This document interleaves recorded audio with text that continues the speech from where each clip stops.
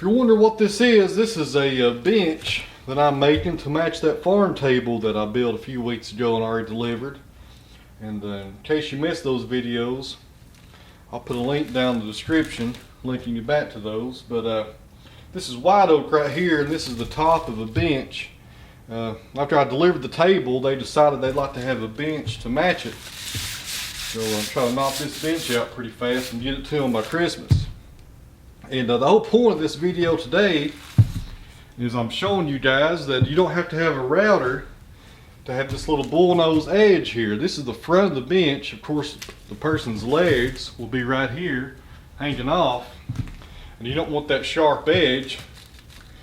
It's not comfortable. You could chamfer this edge just a little bit and that'd work just fine. But I like to do a round over. When I do it, I like to use hand tools.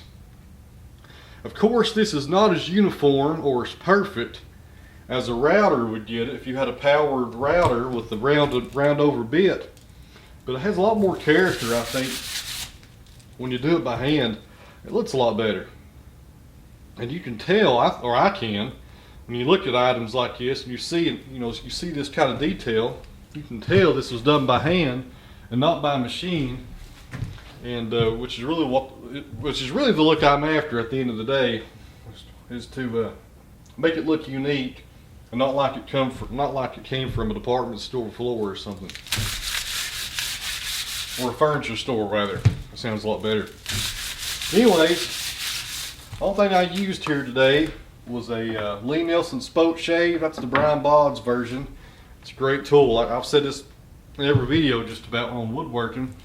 Whenever I do a project, this spoke shave always touches the project. I've never built anything not use a spoke shave on it.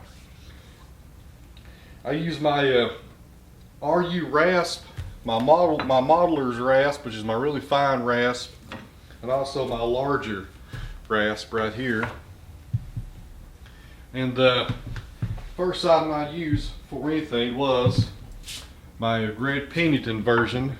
Or not really version, but he designed this John Neiman cabinet maker's draw knife.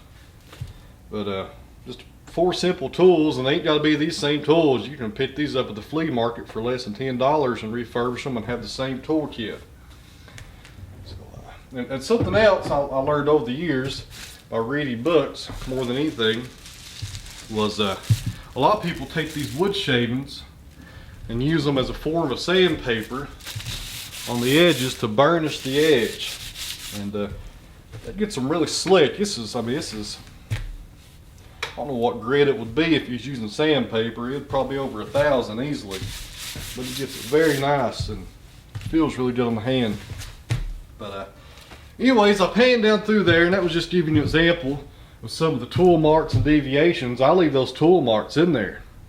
I mean, you can feel those and know that that a craftsman made this right here, and know that it was made by hand tools and not just by a powered router. Now, of course, videoing it took me a little bit longer, but you can get these 4 tools, and this is about 5.5 foot long, I believe. Maybe it's 5 feet. I can't remember. It's about 60 inches. You can do this edge, if you're not real picky, in 10 or 15, 20 minutes easily. I mean, you just got to put your gauge light on there and work to that. And as James Wright said the other day in one of his videos over in Wood by Wright, I think that's the name of his channel, Wood by Wright. A spoke shave is a joy to use, but you got to know when to quit because they're fun to use. This tool right here, you can really get away from yourself, and you can keep on taking material off because it's just a pleasure to use it. Just the shavings come right off, and it's a lot of fun. And that's one problem you can run into. You can remove too much material. So I just want to show people today, give everybody an idea that you don't have to have power tools to do this stuff, and you don't have to be scared of hand tools either. I was never given any formal instruction at all in hand tools.